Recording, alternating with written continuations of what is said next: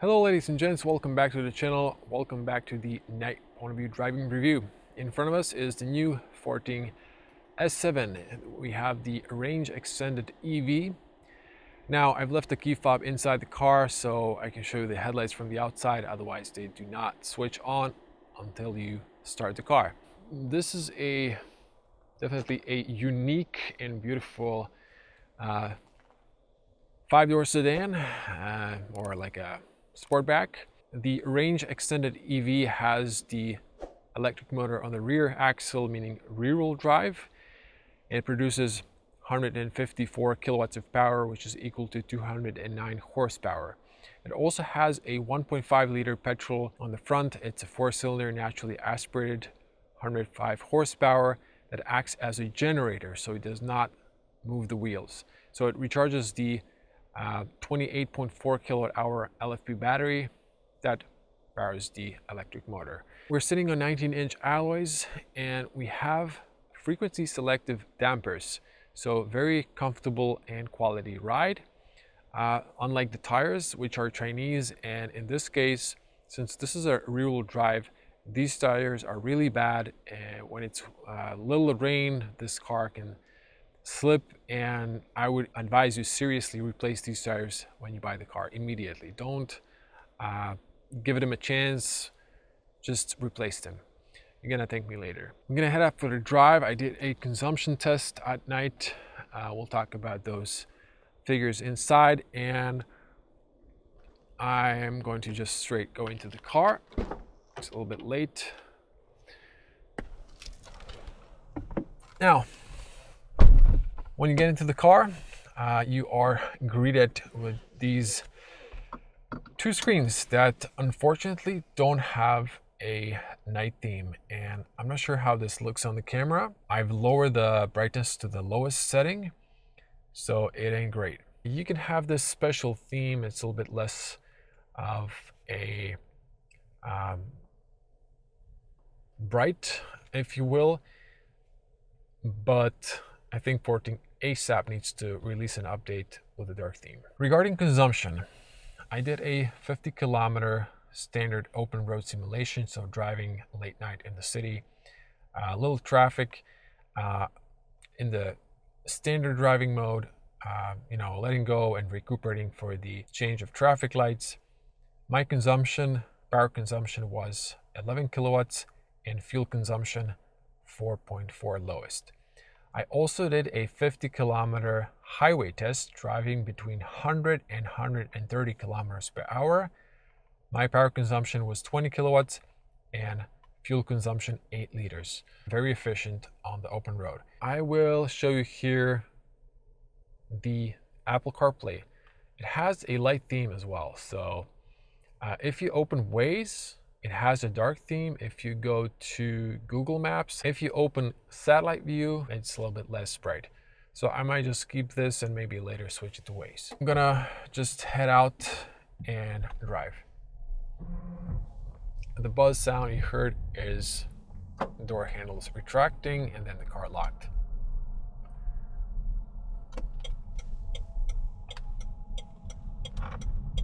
I have to say that this car from the very start didn't feel 100% right, but I figured out, I'm gonna give it a chance, and I did change my opinion. It's a really nice ride. It ain't made for tall people, and simply to explain, the camera level is lower, and if you were, let's say, 170, that would be your eye angle. I'm like this, so this is a huge blind spot, and generally the roof is too low, the ceiling's too low for me, so it's not ideal. But having in mind that most people aren't tall, 2 meters, such as myself, I'm just gonna move this bottle here. I think it's gonna make some sounds, so I'm just gonna put it in the cup holder. Having that in mind, I think this car will be pretty nice for a lot of you. It's a fairly spacious car, big cargo space. Not super big, but big enough. And the car is quite impressive. I did mention the frequency selective dampeners. We have 19-inch alloys. This ride is very nice and comfy, and the suspension just adapts to the road. So it either softens up or harshens depending on the frequency of the road surface that you're hitting. So to make it simple, it's a very nice and refined suspension. Now the tires, I think Atlas was the name, Chinese tires. This car, I heard from other journalists as well, is very dangerous when it's wet. It just slips, the back end slips. You don't want to have that in the rear-wheel drive. You need to buy ASAP when you buy the car. Replace these tires with a premium brand tires. So do yourself a favor. You don't want to wreck your new car in the bend. Just, buy yourself a set of decent tires. The petrol has engaged. I'm not sure if you can hear it. It's not very loud. And I've tested Leap motor, range extended EV. It was really annoying, especially when the battery went to 0. This one, I heard like maybe 2 levels of loudness. One is, I think, when it's recharging the battery, which might be the case right now, and it just switched off. So in the day point of view driving and my entire day drive, I've only driven in the electric mode. I'm in the hybrid mode, to be specific, but until now, until I got to 40%, the petrol just didn't engage at all. This thing is a huge blind spot. I cannot see the traffic light. Sometimes I can't even see pedestrians. So if you're really a tall person, I would definitely advise you not to buy this car. The seats are comfortable. I do miss a lumbar support. Otherwise, the car is more or less fine. It just ain't built for tall people, generally speaking. I find the infotainment a little bit not super intuitive.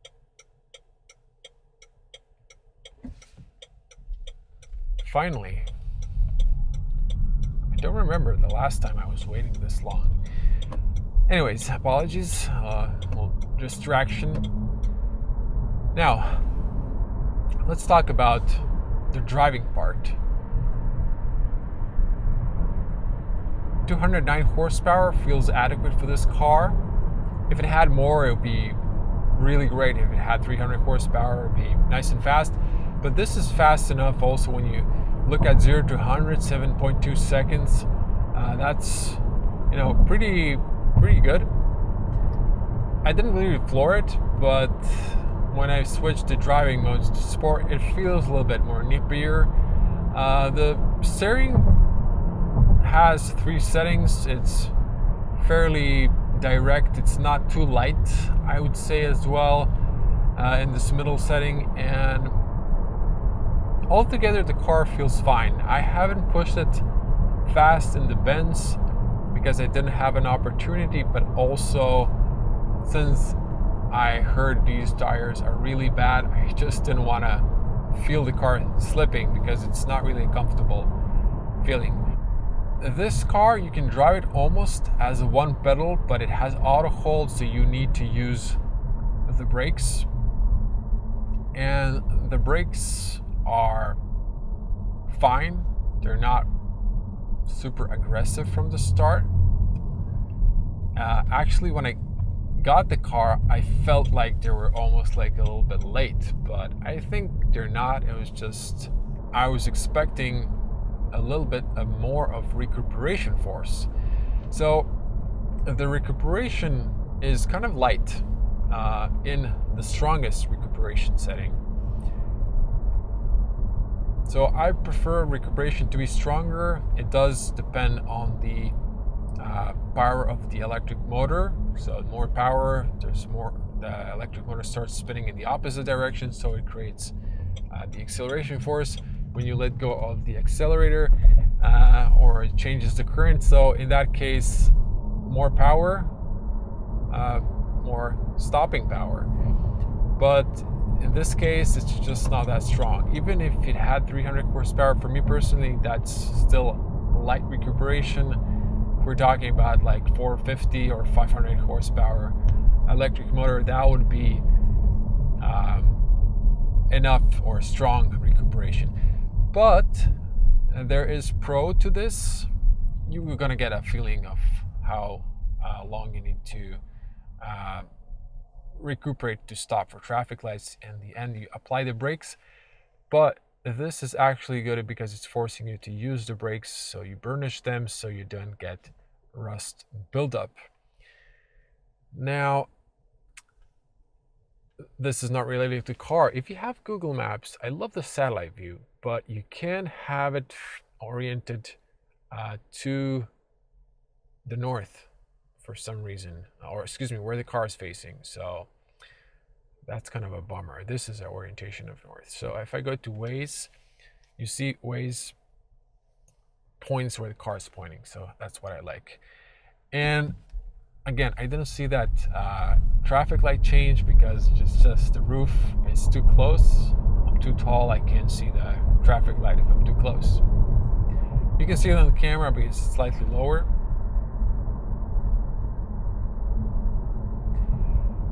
Now, if I'm focusing on the petrol sound,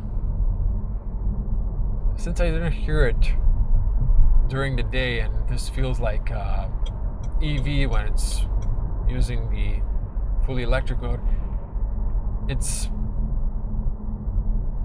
doesn't sound like a petrol. It sounds like I don't have anything to compare it with. So yeah, it's interesting. It's definitely doesn't sound like your classical petrol because it doesn't have those revolutions that are tied to the multiple gears. This has only one reductor gear, and it's like a classical EV. Now you can force here. If I go back and if I go to battery and then settings, and I can say here pure electric first or pure electric only. So I can drive this as an EV now. I still have enough juice. Now this is a nice response. And I personally just prefer driving in EV mode. And if you have an option to charge at home, I believe most of you will be charging this at home and driving only in the electric mode. And then for occasional road trips, you're just gonna fuel the tank and not worry about range anxiety. Now let me see here, fuel first.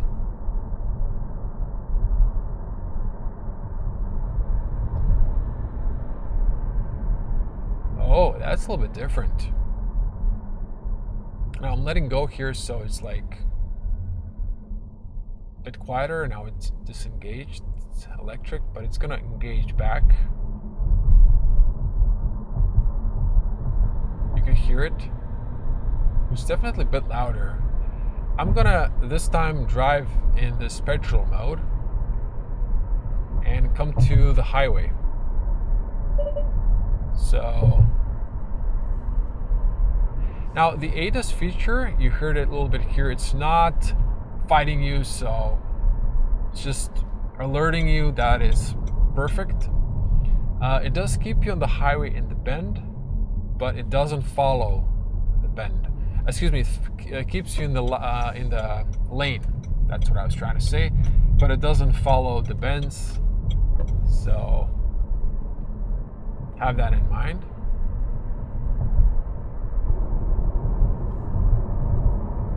Try to enter at higher speed here. Hope I won't slip. Oh, definitely not comfortable. I just felt a little twitch with the steering wheel that the back end was trying to slip.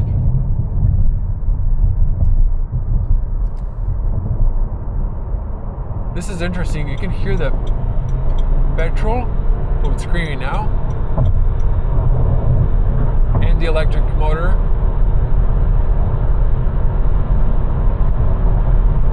So the car speeds up very nicely. This is just a little demo. I'm gonna slow down after these trucks or semis. The petrol is definitely louder.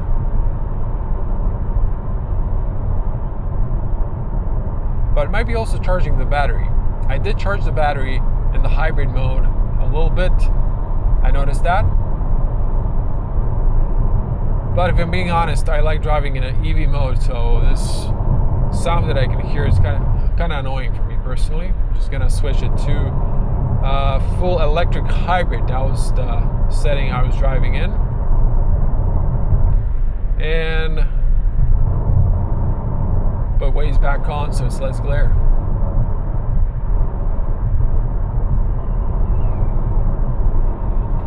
Now, one thing I noticed when I braked hard, I felt the back tires dragging a little bit, which was weird. So, yeah, that's that. I never experienced that in any other car. Focus on the road noise. This is a very rough asphalt, or the road pavement is pretty rough, so there's a lot of noise. Cabin soundproof is pretty decent. This has the lowest sedan drag coefficient of 0 to 191. This is going to be 130.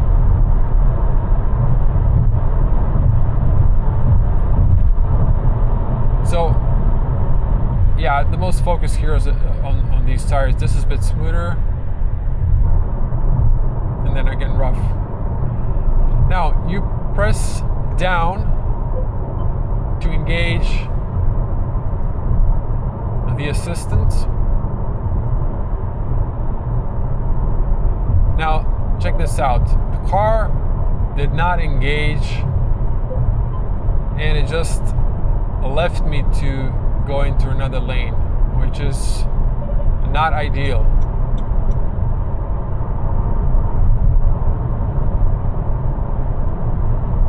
I can play here with the distance. It's 4 levels.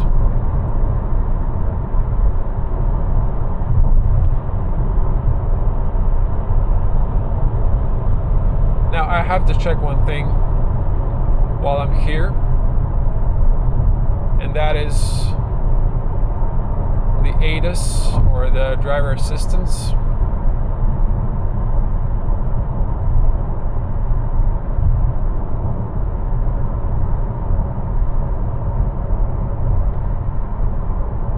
So I feel like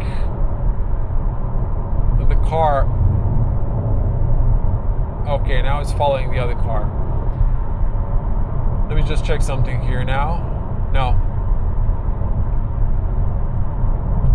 Now here's the thing. I have the cruise control engaged. Yeah. Now I'm gonna disengage it. So here's the thing. When I didn't use the cruise control, the car did prevent me from leaving the lane marking. So I'm a little bit confused with this setting, or why it's not keeping me in the lane, but I guess I've done check that properly, and I assumed that it had it. My apologies. Now I'm just gonna cycle here for the consumption. We got to 18 kilowatts. Fuel consumption is 7, so that's fine.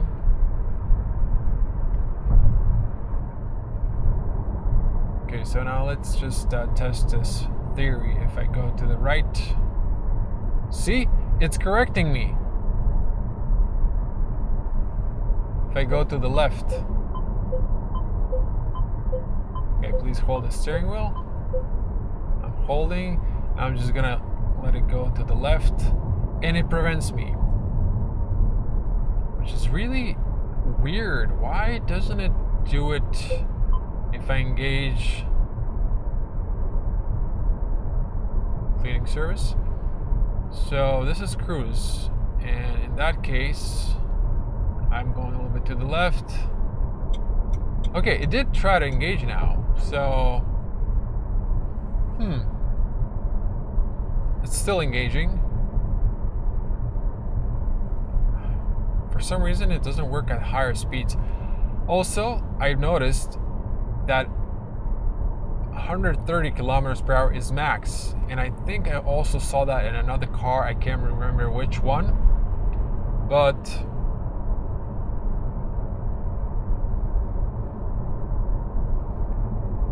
that was the case. You push up if you want to disengage the cruise.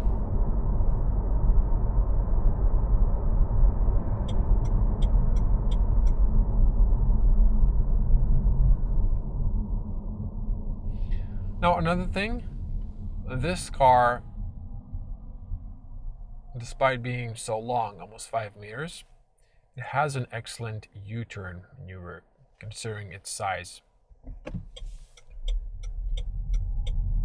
Now, I'm not going to do a U-turn here, but if you watched the day review, if you saw the garage, you saw it was pretty good. So this speeds up very nicely in between the speeds. The auto beam has blasted now. Now, again, I have to exit here, so I will do Sport Plus. It feels a little bit more responsive to the touch of the accelerator. Now, we are going to make sure there's no one behind us and no one in front of us, and do 0 to 100. It should be 7.2 seconds. Okay, hold the brake, floor the accelerator, and release the brake.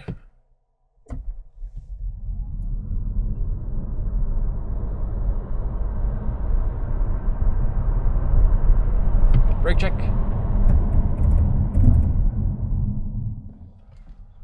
Okay, that was pretty decent. It was electric up to 50 kilometers, and then the petrol engaged. I'm wondering what's the performance when you have fully charged battery, if it's going fully electric to 100, or does it still engage the petrol? The brakes are also pretty good. I've switched back to fully electric in Sport Plus, and I have to say the car comes alive, but without the sound of the petrol, which I prefer. So it feels pretty good. I usually drive these cars, moderately in the normal driving modes, which the car does reset to after you get out and lock it. But Sport Plus is pretty fun, and this car feels live and sporty. So it's pretty nice.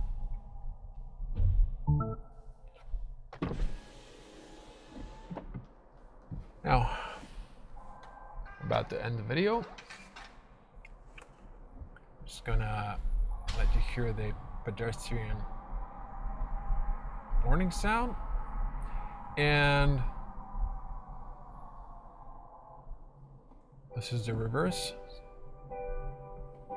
It's like a melody.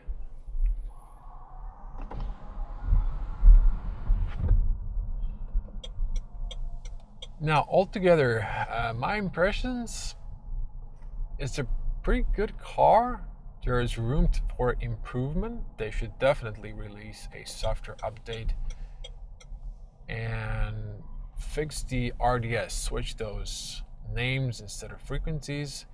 But the dark theme, that's just for starters. So, and then this car would be like pretty nice. And I'm going to get back to this one. I always like to check if I'm like inside the markings, which I'm not perfect, but I'm gonna leave anyway. Anyways, thank you for watching, and it's gonna take a break this summer, and we're gonna continue end of summer with car reviews. I will have more cars on test, BYD, and first car after summer break is going to be Zeekr. So stay tuned for that fully electric model, fast charging, big range. Unfortunately, Volvo ES90 was sold, so a lot of journalists, including myself, just got a notification that we're not going to be testing that car, unfortunately. Here's the very sexy back end of this car. Kind of looks like a Porsche Taycan from the back. And just to come to the front before we lock it up, here's the front end. I really like the front end. It's a nice signature. I would say my verdict is go test drive this car, see how it feels. It might surprise you. And again, for love of God, change those tires if you buy the car. See you in the next one. Bye.